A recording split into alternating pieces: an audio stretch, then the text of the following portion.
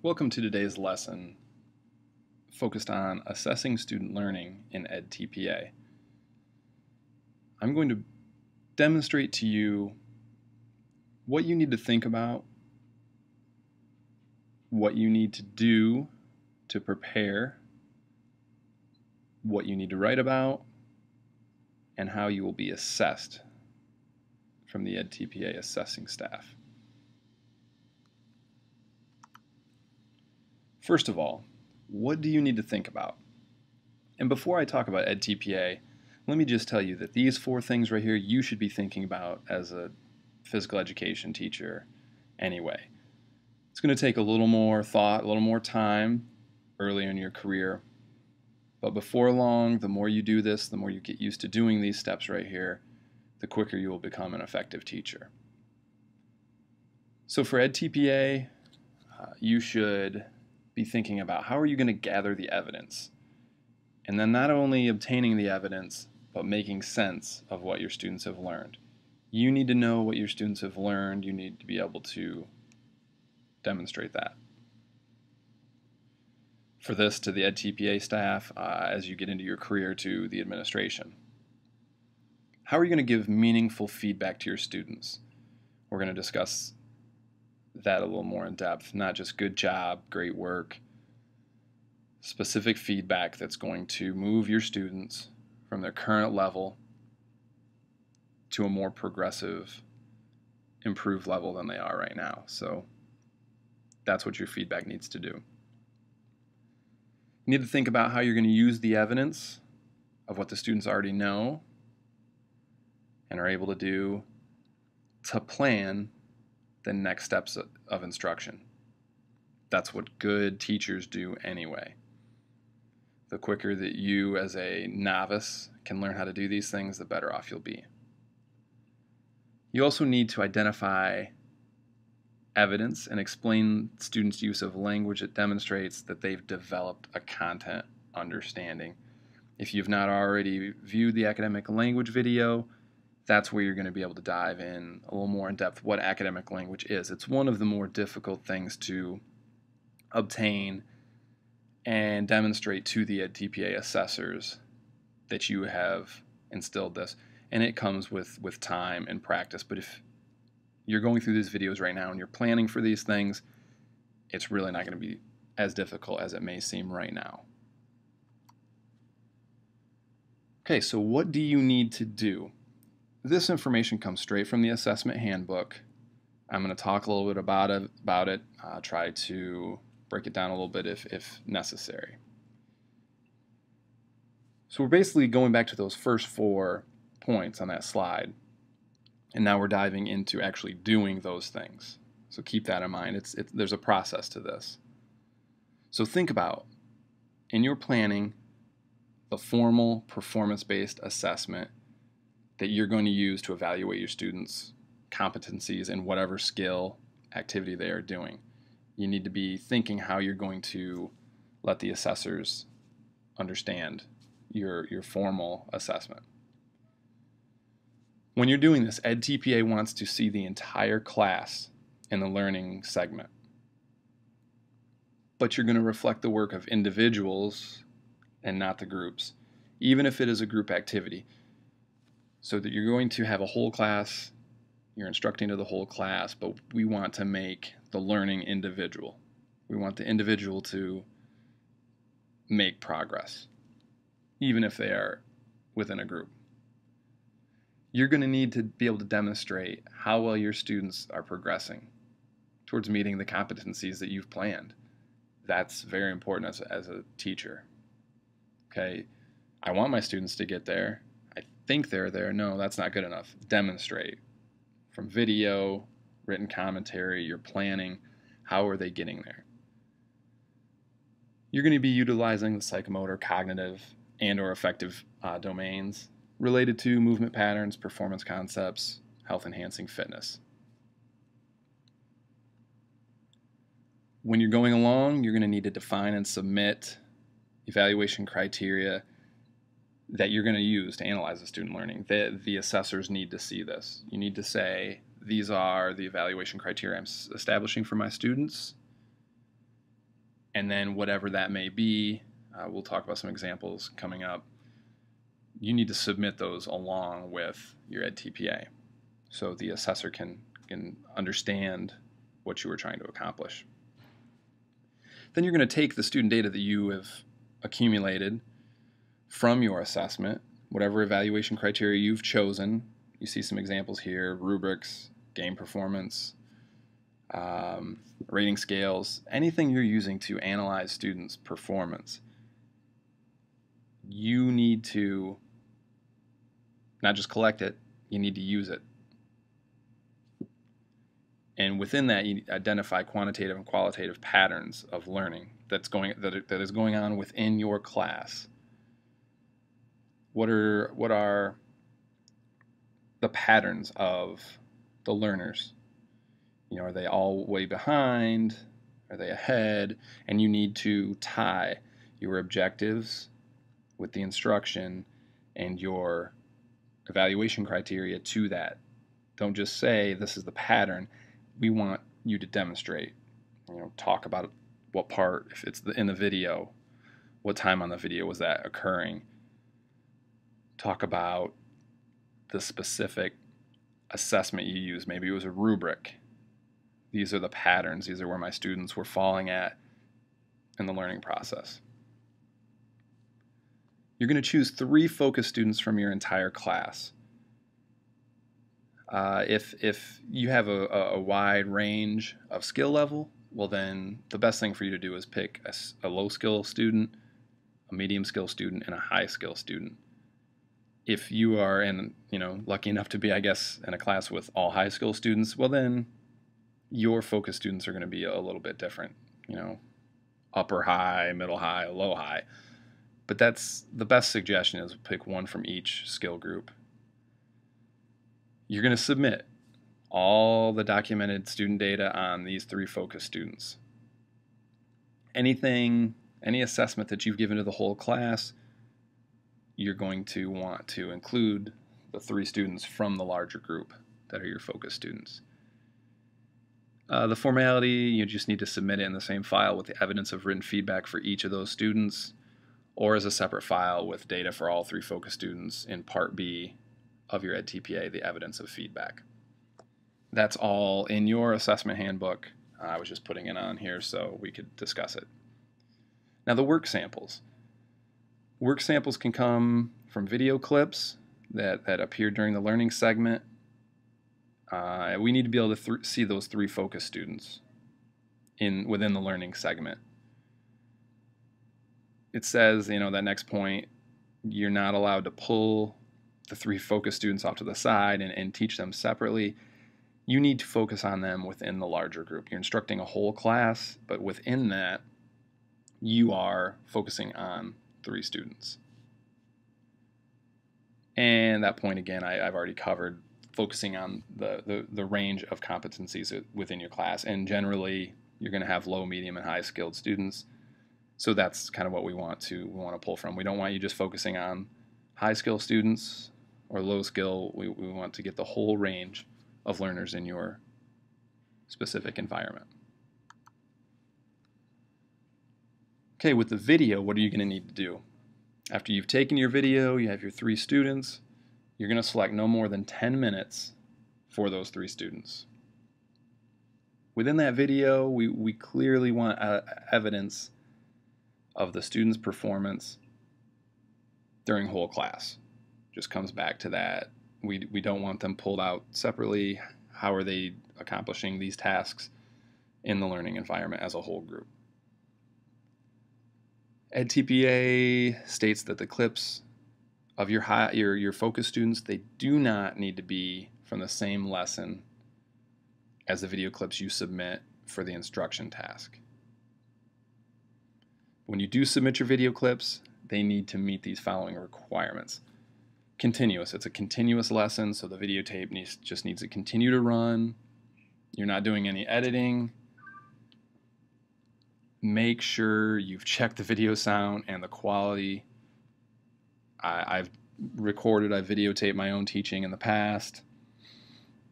Put out a great lesson for the project that I was working on, the national board project I was working on. Great great lesson, check the audio, it was non-existent, so I had to redo the lesson.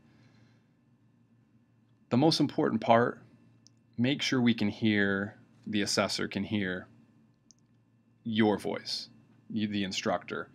It's great if we can hear the students as well, but the most important thing is for us to hear your instruction, and then we can see from your instruction the student's response to that. Wear a microphone if it's available. The gym, it's kind of hard. Not the greatest audio quality is in a gym, so make sure if you can wear a microphone. It'll make your life easier. And in your whole edTPA, do not include name of the state, school, district in your video, and only use the first names of the individuals that are in your videos. We don't want any bias creeping into the assessors. Well, maybe you do, but edTPA does not want that.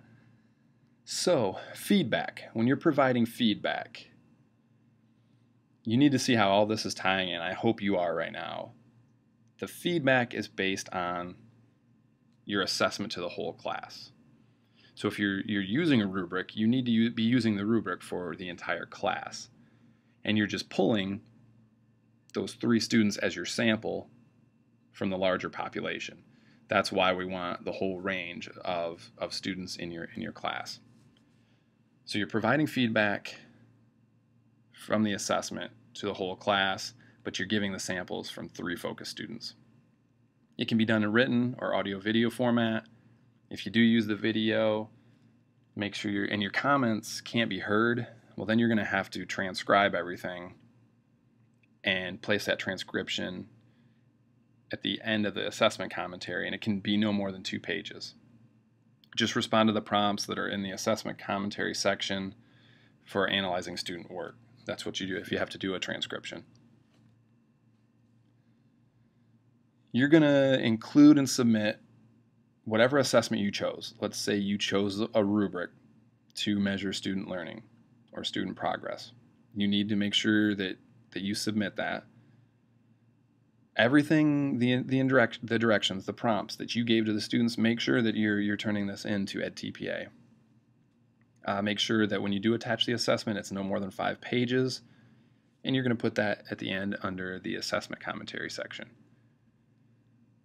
Back to this academic language function. Please, if you haven't watched it already, refer to the academic language video to get more specific examples how you can incorporate that into your lesson. It is one part that typically is lacking when these are submitted to edTPA. The academic language, it seems the students kind of struggle a little bit with not only implementing it, but then describing how their students have progressed. And I'll talk about that a little bit later. They want to see the evidence. It's not just good enough to say, I put a word wall up, here's a picture of it. They want evidence that the students understood and were using it. That's the whole key. We can all create a beautiful word wall and it looks nice, but if our students aren't obtaining any of this information, it's pointless. To demonstrate this academic language, you can choose evidence from video clips that you submit in task 2. You can do an additional video clip of 1 or more students using the language within the learning segment, but it can be no more than 5 minutes in length.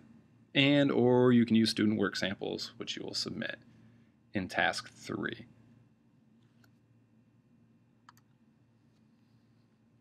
So now, what do you need to write about? We talked about what you need to think about, what you need to do. You've done the planning, you've done the instruction, you've assessed. Now it's time to put it down on paper and write about how you've assessed the student learning. Well, you see the 2 stars there. You're going to write a commentary that respond to the following prompts. And it can be no more than 10 single-space pages, including the prompts. The first prompt, we're going to be talking about how you analyze student learning. You've already planned for the standards or objectives that you're trying to measure. Okay, so now we're going to talk about it. I use these specific standards, A, B, C, D, whatever they are, write about it. Why you chose those for analysis. Then, what evaluation criteria did you use? So be there. Did you use rubrics, that game performance assessment instrument? Did you use rating scales? You've planned for these things. You've done these things. Now we're putting it down in writing that we've done these things. Just follow this step by step to keep you organized and keep you focused, and you'll be fine. You can provide a graphic if you need a table or a chart, or a simple narrative that talks about student learning for the whole class. With that, make sure you summarize the student learning for all the criteria you evaluated your students on. Okay? Using documented student data. Tie in objectives with your instruction, with the assessment, with the student data. All these things need to tie into student learning. The whole point to this is we want to see that you've chosen some standards and objectives.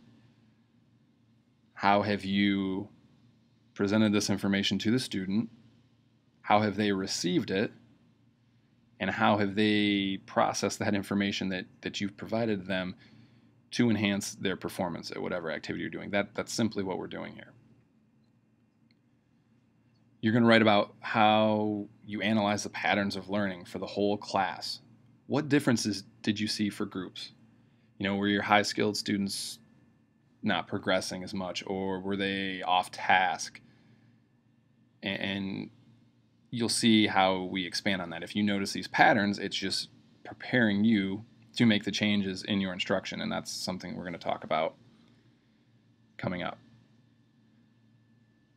How did your targeted competencies in that learning segment related to the psychomotor, cognitive, and affective domain, what happened?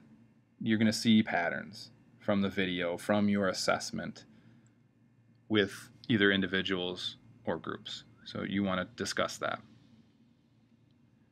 You're also going to take the documented student data from the 3 focus students to help support the analysis.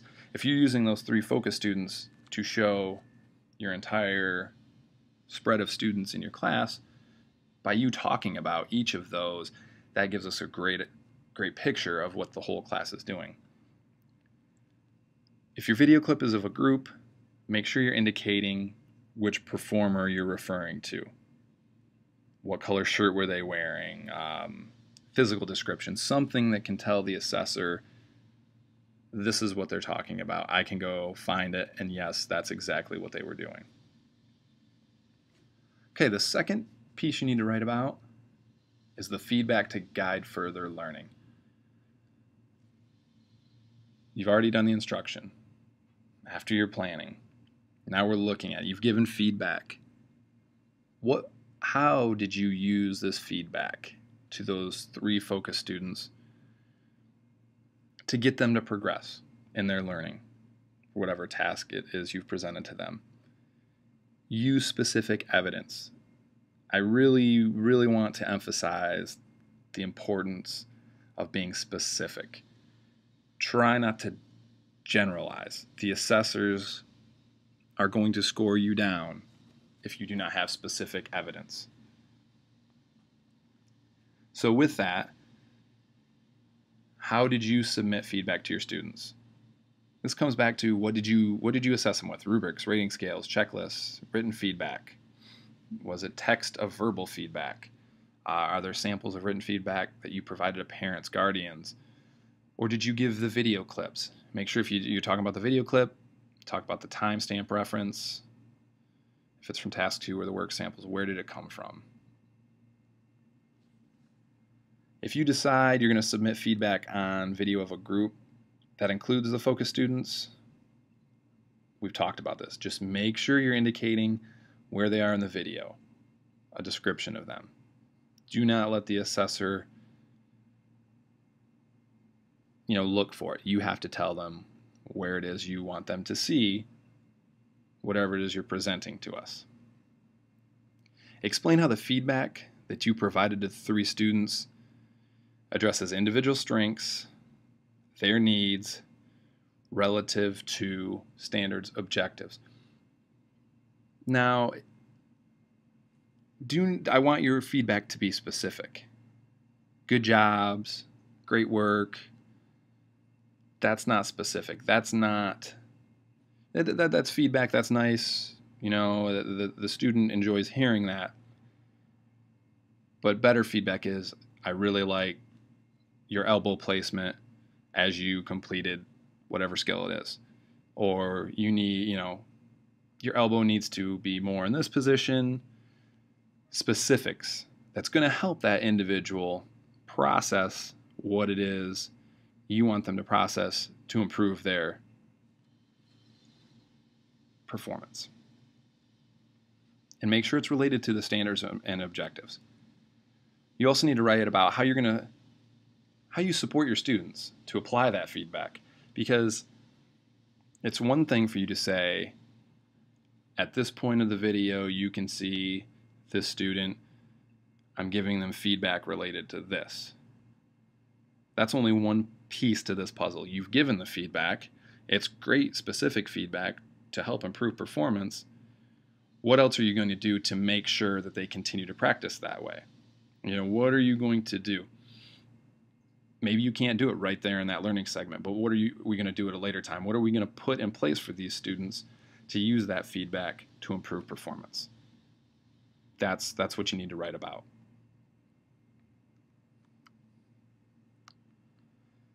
More of what you need to write: what evidence of language understanding and use is there?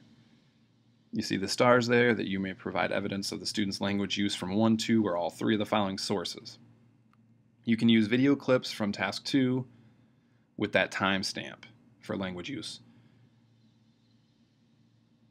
You can submit an additional video file named language use. It can be no more than 5 minutes. Make sure you're providing the timestamp references for the students using the language that you're describing. And you submit the clip in task 3 of part B if you choose number 2. Now, with evidence of language understanding and use, be sure when you respond to this following prompt that I'm going to read, use specific examples. I've said the word specific quite a bit. I want you to, that's a take home from this. Use specifics from the clips of your instruction. Don't just say that they did this, you thought they did this. That's not going to be good enough for edTPA. They want to see it. They want you to tell them where it is. They're going to go to that video section, look at it. Is it there? Okay, they meet that criteria. They're scoring at a 4 or a 5, hopefully. So, be specific to this prompt. The prompt is explain and provide evidence for the extent to which your students were able to use or struggled to use language, selected function, vocabulary, and additional identified demands from task 1 to develop content understandings. It is okay if your students struggle with something. I taught for many years, and up until the last time I was teaching, students struggled. You just have to be aware of that. If you're an observant teacher, you're going to be aware, my class is struggling. What am I going to do to get them through these struggles? So they can struggle, and if you see that struggle, don't be afraid to write about it.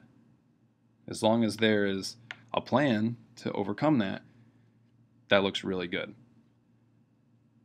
And it just shows your ability to self-reflect early in your career, which is a bonus. Number 4, using assessment to inform your instruction. Just another great teaching practice. That's all edTPA is doing. It's trying to get you in the practice of doing these effective teaching practices. You're going to use the assessment to move your instruction forward. So you've analyzed your student learning, it says an A, from the prompts 1C to E. Now you're simply going to write about next steps for instruction. What are you going to do as the whole class? What have you seen are the trends and the patterns for your class? How are you going to move them forward as a group? And also, those 3 focus students, what are you going to do based on the analysis of your assessments and other individuals and groups? And it's important here, you see the 2 stars. The students with the IEPs, the ELLs, if they have high or low proficiency levels, you need to specify what's going to go on with that. The IEP information that you will definitely have to discuss in one of the planning commentary. What students have IEPs, what specific needs do they have. This is important for you for edTPA, you as a teacher in the future. Legally, you have to provide those services if they're in the IEP in your setting. So make sure you're aware of that, discuss it, talk about how you're going to move all these groups along. And then explain how those steps follow from your analysis of the student's learning. You've analyzed it. Why does it make sense that, okay, I've analyzed my student learning, where they're at, my assessments that I've chosen, I've looked at it, and now I'm going to do this with my instruction. This part right here, this next part, that supporting your explanation, I'm going to do it because my students are here and they need to get there. That's not good enough for this part. If you really want to score well in this section, you have to specifically explain what is driving your instruction based on a principle from research and or theory. When I trained to be an assessor, I saw some very good use of theory and some very poor use of theory. You should be using solid teaching principles to move your instruction forward. That's all you need to do. Explain the theory briefly, how that ties into what you want your students to learn, and how you can use that to move those students to the next level. Okay, don't just throw a theory in there and think, oh, the assessor saw the theory name, so I did that. No, how is that theory going to support your instruction? That's the key there. So, you've planned, you have instructed, you've analyzed, and now you've turned in your edTPA.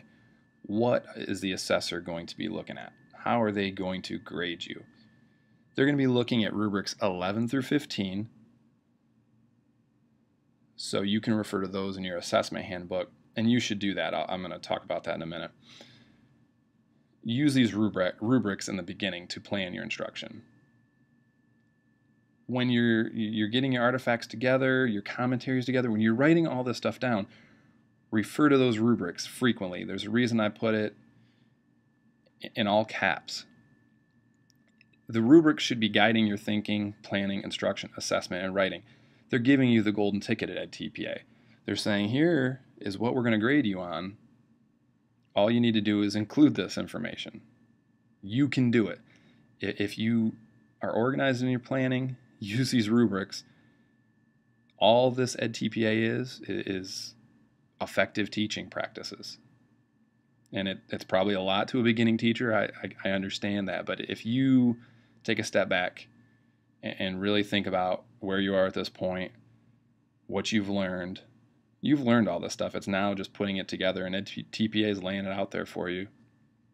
Here you go. This is what you need to do to get a level 5.